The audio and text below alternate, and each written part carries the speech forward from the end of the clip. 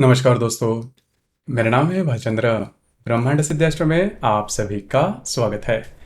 आज के इस वीडियो में हम चर्चा करेंगे गुरु का जो राशि परिवर्तन होने जा रहा है मीन राशि से मेष राशि में दिनांक 21 अप्रैल 2023 को। उसका जो प्रभाव होगा वो कन्या राशि पर किस प्रकार से होगा। ऐसी कौन सी बातें हैं जो कि ध्यान में लेनी ज़्यादा आवश्यक है, ऐसी कौन सी बातें हैं जो कि प्रत्यक्ष रूप में करनी चाहिए, ऐसी कौन सी बातें हैं जो कि टालनी चाहिए, सभी के बारे में डिटेल में चर्चा इस वीडियो में हम करने वाले हैं। अपना जो चैनल है ब्रह्मांड सिद्धि एस्ट्रो, इस चैनल पर मेष राशि से लेकर मीन राशि तक की जो सभी 12 राशियां हैं, इन सभी 12 राशियों पर गुरु के जो राशि परिवर्तन है उसका जो प्रभाव है वह किस प्रकार का होगा, इस विषय पर वीडियो अपलोड हो रहे हैं। आप उसका आनंद जरूर लीजिए। तो आज के इस वीडियो में हम चर्चा करेंगे कन्या राशि के बारे में। सबसे पहले हम ये जानकारी लेंगे कि कन्या राशि के लिए गुरु के जो मायने होते हैं वो किस प्रकार के होते हैं। जैसे कि कन्या राशि का चतुर्थेश और सप्तमेश गुरु है, मतलब आपके घर का सुख, आपके आपके जो भी पारिवारिक सुख है। उसी प्रकार अगर आप विवाहित तो आपके जो वैवाहिक जोड़ीदार है उनके साथ आपकी जो इंटरेक्शन है, मतलब विवाह सुख के बारे में जो गुरु है वो आपके राशि के लिए महत्वपूर्ण ग्रह माना जाता है। इसके पहले ये जो गुरु था, मतलब ये गुरु अभी भी मीन राशि में भ्रमण कर रहा है, तो उसके प्रभाव हम देखेंगे। इसके बाद जो जैसे ये मेष राशि में ये मेष राशि में भ्रमण करेगा, उसके जो प्रभाव है वो हम देखेंगे। जैसे कि अब तक आपने देखा होगा कि अगर आप विवाहित हो तो आपके जो वैवाहिक जोड़ीदार है उनके साथ आपकी जो इंटरेक्शन है वो ठीक ठाक ही थी, उसमें किसी प्रकार के प्रॉब्लम कॉम्प्लिकेशन नहीं आ रहे थे। उसी प्रकार जो लड़के लड़कियां या फिर जो विवाह करना चाहते हैं उनके लिए भी ये पिछला जो साल था वो काफ़ी ज़्यादा शुभ फलदायी था।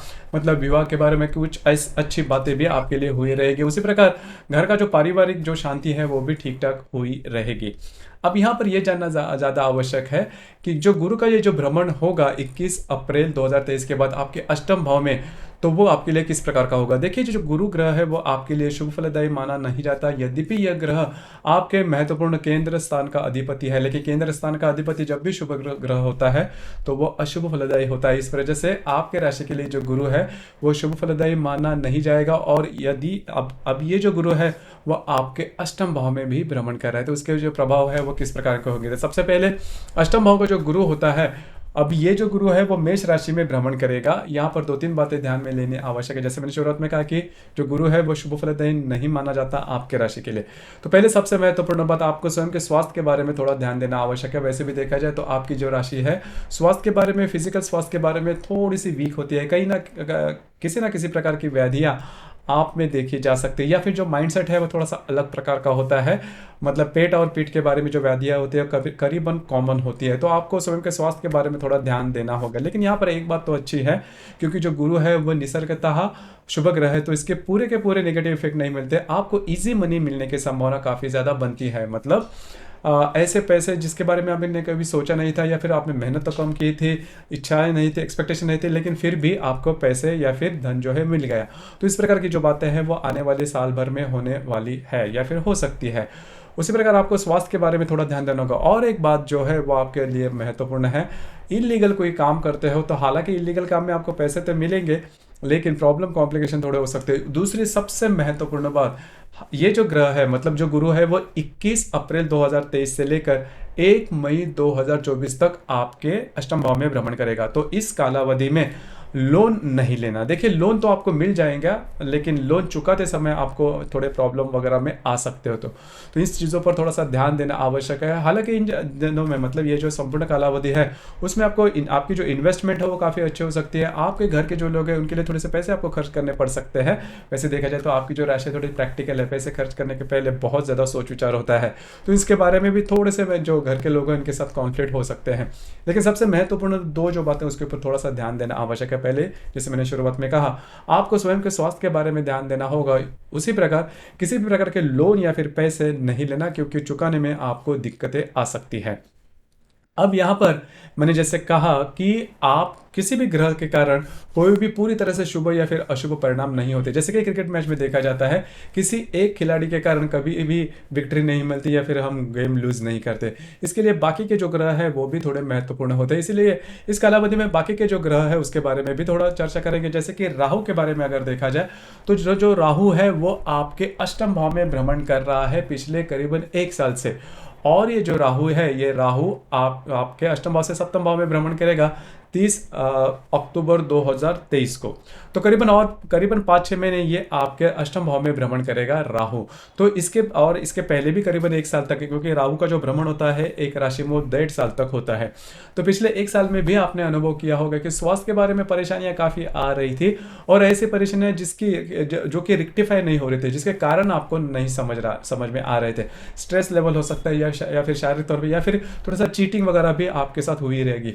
तो ये जो सभी परिणाम है वो राहु के बारे में आप देख रहे थे, या फिर आपने अनुभव किए होंगे। और राहु के सामने जो केतु है वो आपके धन भाव में भ्रमण कर रहा था, इसकी वजह से पैसे के मामलात में भी प्रॉब्लम आपने देखे होंगे। अब ये इन चीज़ों पर थोड़ा सा आपको वैसे भी ध्यान देना होगा, क्योंकि जो गुरु है वो आपके अष्टम भाव में आ रहा है। तो करीबन 30 अक्टूबर 2023 तक आपको स्वास्थ्य के बारे में थोड़ा ज़्यादा ध्यान देना होगा। रिलेशनशिप के भी जो कॉम्प्लिकेशंस है, मिसअंडरस्टैंडिंग है, वो भी काफ़ी आपको आ सकती है, क्योंकि गुरु और राहु दोनों जो ग्रह हैं वो आपके अष्टम भाव में भ्रमण कर रहे हैं। तो इसी के दरमियान हम शनि के बारे में भी देखेंगे, क्योंकि ये जो गुरु Rahu Shani slow moving planet है और वे लॉन्ग रन में इफेक्ट देते हैं। जैसे कि शनि के बारे में देखा जाए तो शनि जैसे कि आपके लिए अच्छा ग्रह है, मतलब वही आपका पंचमेश है और षष्ठेश भी है। लेकिन जनवरी से ये जो शनि है वो शनि आपके षष्ठ भाव में भ्रमण कर रहा है। तो आपके लिए ये भी थोड़ी सी अलार्मिंग सिचुएशन है, क्योंकि षष्ठ भाव का जो शनि है यदि भी स्वयं के राशि में है, आपके राशि के लिए शुभ ग्रह है, लेकिन षष्ठ भाव में है, तो स्वास्थ्य के बारे में ये परेशानी दे सकता है। करीबन मई 2025 तक ये जो शनि है वो आपके षष्ठ भाव में भ्रमण करेगा। उसके जो परिणाम है वो किस प्रकार के, इसके संदर्भ में हमने वीडियो अपलोड किए हैं, लेकिन इस वीडियो के माध्यम से या फिर यह जो कालावधि उसमें भी देखा जाए तो आपको सबसे इंपॉर्टेंट बात स्वास्थ्य के बारे में ध्यान देना आवश्यक है। अगर आप किसी स्वास्थ्य की समस्या से ग्रसित हो पहले से ही, तो इसके जो परिणाम है वो ज्यादा दिख सकते हैं, क्योंकि षष्ठ भाव में शनि है, अष्टम भाव में राहु है, उसके साथ केतु भी, उसके साथ गुरु भी आ जाएगा। तो आपके लिए ये जो संपूर्ण कालावधि है वो स्वास्थ्य के बारे में आपको ज्यादा ध्यान देना होगा। और थोड़ा मैंने जैसे कहा कि स्वास्थ्य के बारे में आपकी जो राशि है थोड़ी सी कमजोर है, स्वास्थ्य की किसी न किसी प्रकार की समस्या आपको लगी रहती है, तो यही बात थोड़ी सी महत्वपूर्ण है। लेकिन जो भी आपका कार्य क्षेत्र है उससे रिलेटेड कई जो बातें हैं वो आपके लिए सही भी साबित हो सकती है। तो कुल मिला के मोटे तौर पर अगर देखा जाए तो जो गुरु का भ्रमण है वो आपके अष्टम भाव से उतना ठीक ठाक नहीं होगा।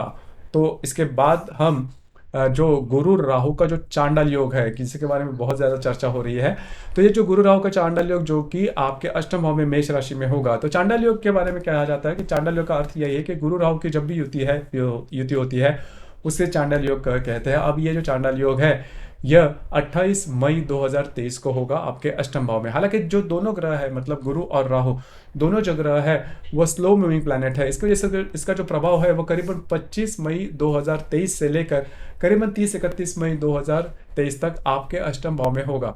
अब यहाँ पर बहुत महत्वपूर्ण है ये बात जान लीजिए, क्योंकि अगर आप कुछ इलीगल काम करते हो, अगर आप कुछ आउट ऑफ द वे जाके काम करते हो, तो आप इसमें बुरी तरह से फंस सकते हो। ये बातें जान लेना बहुत ही महत्वपूर्ण है।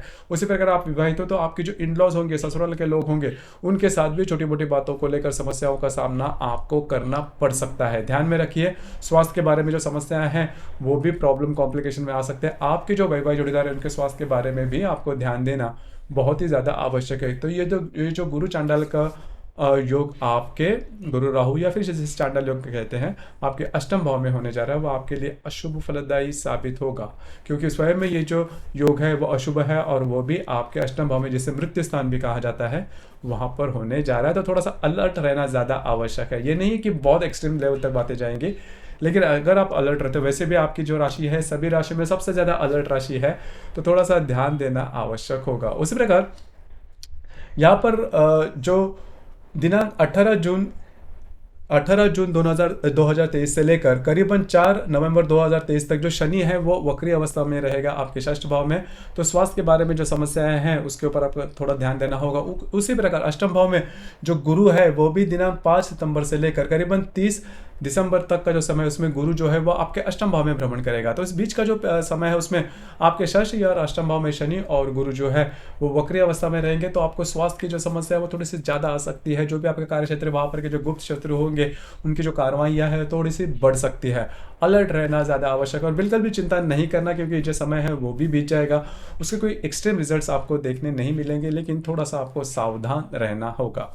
उसी प्रकार करीबन जिनका जिनका भी जन्म, मतलब अगर आपकी कन्या राशि है और अगर आपका जो बर्थ डेट है या फिर जन्म है वो अगर 14 अप्रैल से लेकर 14 मई तक का होगा, 17 अगस्त से लेकर 17 सितंबर तक का होगा, 14 दिसंबर से लेकर करीबन 14 जनवरी तक का होगा, तो आपके लिए जो बातें हैं वो थोड़ी बहुत इजी हो सकती है। मतलब ये जो मैंने बातें बातें कही कन्या राशि के लिए, तो अगर आपका जन्म इन तारीखों के दरमियान होगा तो आपके लिए कोई बड़ी समस्या नहीं आएगी। मतलब कई जो बातें हैं वो जैसा आप चाहते हो उस प्रकार से हो सकती है। हालांकि पूरी रिजल्ट नहीं मिलेंगे, लेकिन अच्छा कुछ ज़रूर होगा। कई लोगों के लिए जो बातें हैं वो अलग अलग हो सकती है। कई लोगों के विवाह के बारे में प्रॉब्लम होते हैं, कई लोगों के लिए उनके जो भी कार्य क्षेत्र है या फिर करियर के बारे में प्रॉब्लम होता है, जो विद्यार्थी वर्ग है उनके लिए शिक्षा की प्रॉब्लम होती है, कई लोगों के लिए रिलेशनशिप का भी प्रॉब्लम होता है, सोशल इमेज का भी प्रॉब्लम होता है। तो उनके लिए जो बातें हैं, अगर आपका जन्म इन तारीखों के दरमियान होगा तो बातें जो है वो आपके लिए काफ़ी मायनों में ईजी हो जाएगी। मतलब ये जो मैंने बातें कही कि करीबन